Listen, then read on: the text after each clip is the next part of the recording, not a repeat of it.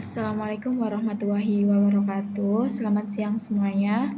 Di sini saya Fitria Lestari dari Prodi Teknik Mesin semester 6.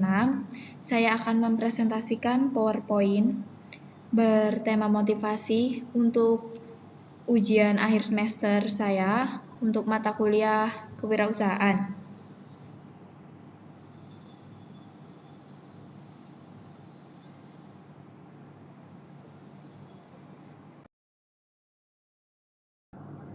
Masuk ke pengertian motivasi. Keberhasilan merupakan sebuah output dari proses yang berkesinambungan dan akumulasi berbagai faktor pendorong. Menurut Basit tahun 2000, keberhasilan seseorang tergantung dari berbagai faktor. Berbicara tentang motivasi, maka akan muncul suatu pemahaman bahwa makna itu akan mengarah kepada suatu kebutuhan yang harus dipenuhi, sehingga akan mendapatkan kepuasan.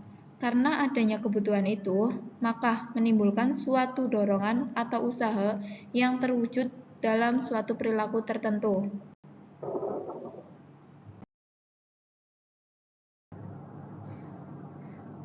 Konsep motivasi. Konsep motivasi menyatakan bahwa bila mana seseorang sedang mengalami motivasi atau sedang yang tidak seimbang, artinya dia sedang berada dalam a state of equilibrium. Tetapi sebaliknya, bila mana apa yang menjadi dorongan itu sudah diperoleh, berada di tangannya dan mendapatkan kepuasan daripadanya, maka dikatakan bahwa orang itu telah memperoleh suatu keadaan seimbang. Ia sudah berada dalam a state of equilibrium. Dari segi lingkungan atau faktor, itu terdapat faktor-faktor yang menyebabkan seseorang termotivasi, yaitu faktor intrinsik dan faktor ekstrinsik. Faktor intrinsik berasal dalam diri seseorang berupa sikap, harapan, cita-cita, dan disposisi kebutuhan yang berkembang. Sedangkan faktor eksternal adalah desakan dari luar yang menyebabkan seseorang termotivasi. Dari kebutuhan, dorongan, dan tujuan tersebut, itu mempunyai dasaran gambar yang ditunjukkan bahwa yang pertama, needs merupakan kebutuhan-kebutuhan yang terdapat dalam diri seseorang yang harus dipenuhi. Yang kedua, ketika kebutuhan tersebut muncul, maka fenomenanya tampak pada dorongan atau drive yang menyebabkan seseorang melakukan suatu tindakan. Dan yang terakhir, akibat dari tindakan tersebut, maka tujuan yakni memuaskan kebutuhan terpenuhi.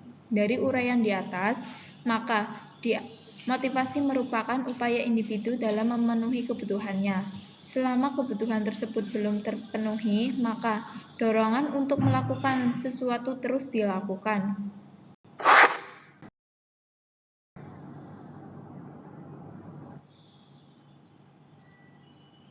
Berdasarkan uraian tersebut, maka disimpulkan bahwa motivasi adalah dorongan pada diri seseorang untuk melakukan sesuatu atau tingkah laku tertentu karena dikehendakinya sendiri. Motivasi adalah dorongan yang meliputi bahwa jiwa dan jasmani untuk melakukan suatu tindakan tertentu. Motivasi merupakan suatu yang menimbulkan semangat atau dorongan kerja. Motivasi adalah suatu yang melatar belakangi individu untuk berbuat supaya tercapai tujuan yang dikehendakinya. Motivasi adalah suatu proses yang mempunyai tenaga dan tujuan tertentu.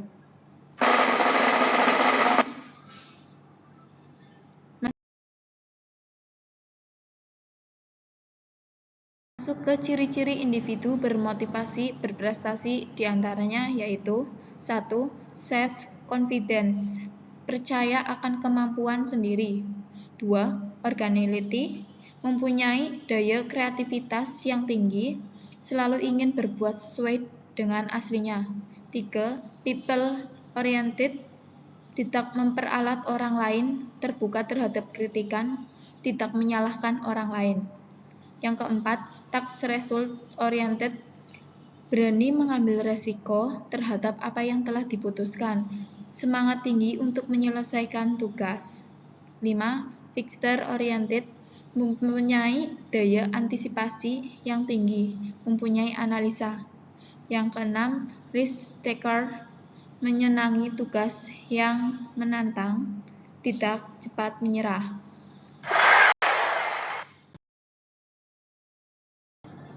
Sikap dasar motivasi berprestasi. 1. Senang menghadapi tantangan yang beresiko sedang. 2. Tanggung jawab pribadi tinggi. 3. Ingin belajar dari pengalaman. 4. Pengalaman dijadikan sebagai umpan balik. 5. Adanya perasaan dikejar waktu. 6. Menyukai situasi yang majemuk. 7. Mampu menerima kegagalan. 8. Mampu menggunakan pikiran dan akal.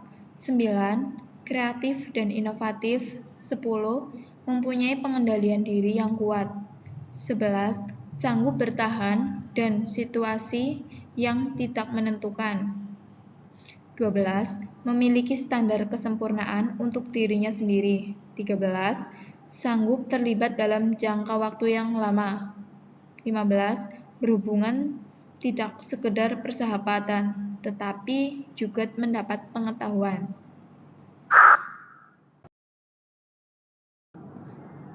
Masuk ke karakter motivasi.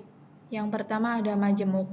Motivasi individu untuk melakukan tindakan pada dasarnya tidak hanya mengandung satu tujuan saja, melainkan lebih dari satu tujuan. Oleh sebab itu, ada banyak tujuan yang ingin dicapai oleh individu karena adanya motivasi ini. Yang kedua, dapat berubah-ubah. Karena adanya keinginan yang bermacam-macam, maka hal ini pun akan berpengaruh terhadap motivasi yang dimiliki oleh individu. Bisa saja suatu ketika ia menginginkan kenaikan gaji, tetapi di lain kesempatan ini ia ingin karirnya naik. Yang ketiga, berbeda untuk setiap individu. Pada dasarnya tidak ada persamaan motivasi antara individu yang satu dengan yang lain. Dua individu yang sama-sama melakukan suatu tindakan tertentu. Biasa saja yang memotivasi tindakan itu tidak sama. Beberapa tidak disadari, ada sementara yang memahami mengapa ia melakukan suatu tindakan. Bisanya karena adanya peristiwa yang menekan keinginan masuk ke dalam bawah sadar. Sehingga ketika muncul suatu tindakan, individu tersebut tidak mampu mengenali motivasinya apa.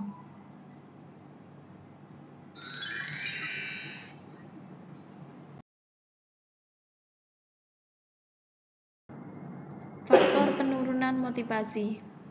1. Lingkungan yang tidak kondusif, yang berakibat tidak nyaman, merasa berada dalam situasi yang menakutkan karena adanya ancaman. Beban pekerjaan yang melebihi kapasitas, pekerjaan terlalu rutin, tidak ada tantangan, kurang menguasai pekerjaan, prosedur-prosedurnya, tidak ada ukuran tentang standar keberhasilan, tidak ada keseimbangan antara reward dan punishment, tidak ada kesempatan untuk mengembangkan skill sehingga menghadapi pekerjaan baru menjadi sulit. Berada di lingkungan yang kerja yang baru, mempunyai penilaian bahwa dirinya tidak berada dalam kelompok, tidak memperoleh umpan balik yang membangun, tidak memperoleh pengarah dan bimbingan dari atas, dan merasa disaingkan atau merasa diasingkan oleh teman-temannya.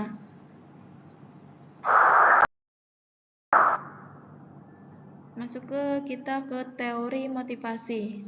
Yang pertama, teori kebutuhan. Teori ini beranggapan bahwa tindakan manusia pada hakikatnya untuk memenuhi kebutuhannya. Oleh sebab itu, apabila pimpinan ingin memotivasi bawahannya, harus mengetahui apa kebutuhan-kebutuhan bawahannya.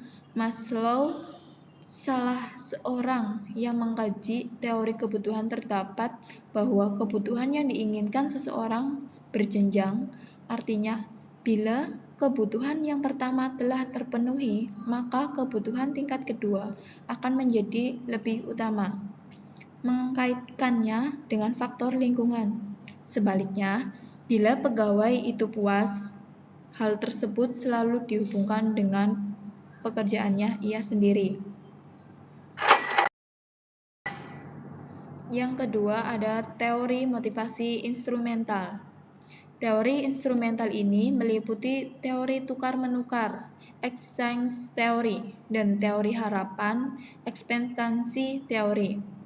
Secara ringkas, mengenai teori tukar-menukar dalam buku Administrative Behavior tulisan Simon tahun 1997, halaman 141, lebih dikenal dengan sebutan Model of Organizational Equilibrium, dijelaskan bahwa dalam setiap organisasi selalu terjadi proses tukar-menukar atau jual-beli antara organisasi dengan orang-orang bekerja di dalamnya.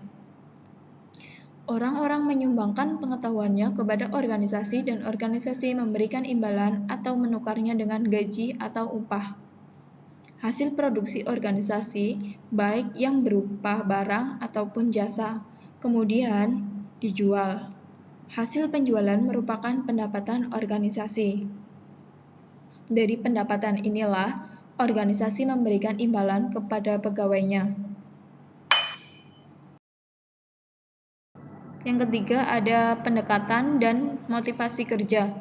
Secara teoritis, motivasi merupakan suatu proses dalam diri sendiri atau dalam diri seseorang yang dipengaruhi oleh faktor-faktor, baik faktor fisiologis maupun faktor psikologis, yang menggerakkannya perilakunya untuk mencapai hasil atau tujuan tertentu. Dalam pandangan sistem, motivasi terdiri dari 3 komponen dasar yang saling berhubungan dan saling berinteraksi, yaitu komponen kebutuhan needs, dorongan drive, dan komponen imbalan incentive. Kebutuhan merupakan sesuatu yang menyebabkan terjadinya ketidakseimbangan dalam diri seseorang, baik yang bersifat fisik maupun psikis. Dorongan merupakan suatu kekuatan jiwa yang menggerakkan seseorang untuk bertindak dalam memenuhi kebutuhan yang diinginkannya. Sedangkan imbalan merupakan tujuan yang telah dicapai sebagai hasil tindakan atau perbuatan tersebut. Teori proses lebih ditekankan pada pengajian bagaimana motivasi itu bisa terjadi. Di antara teori yang relevan, diantaranya ialah teori penghargaan, pengharapan, ekspektansi teori, dan Victor V. Room, dan teori Porter-Lawler. Teori V. Room sebetulnya merupakan pengembangan dari teori Kurt Lewin and Edward Tolman.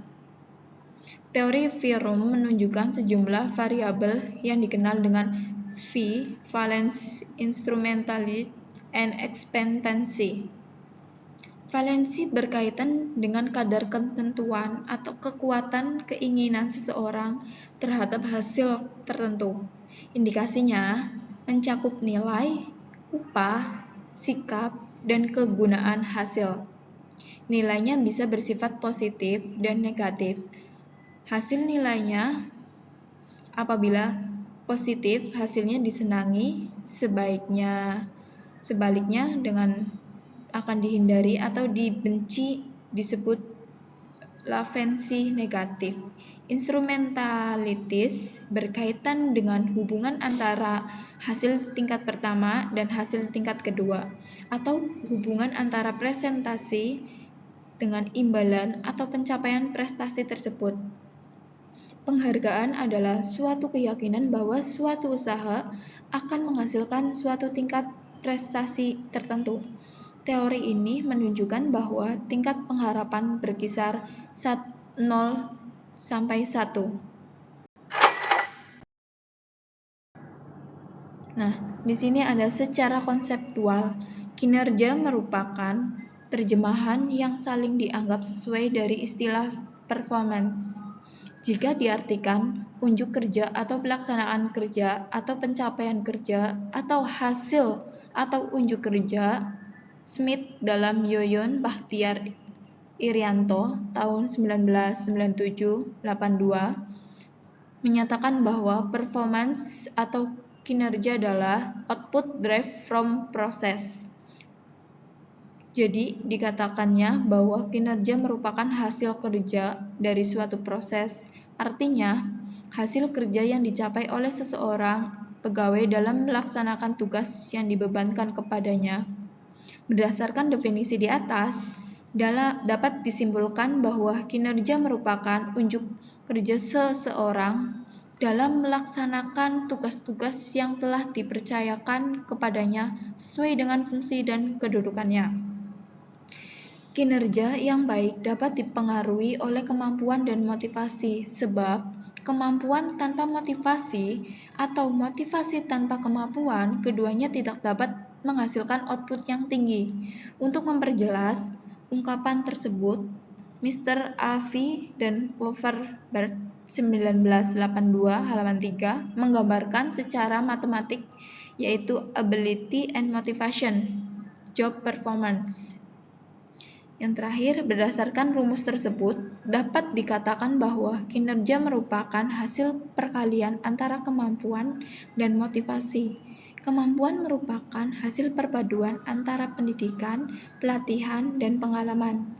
Sedangkan pengertian motivasi menyebabkan orang berbuat sesuatu. Kemampuan personil erat kaitannya dengan cara mengadakan penilaian terhadap pekerjaan seseorang sehingga perlu ditetapkan standar performance.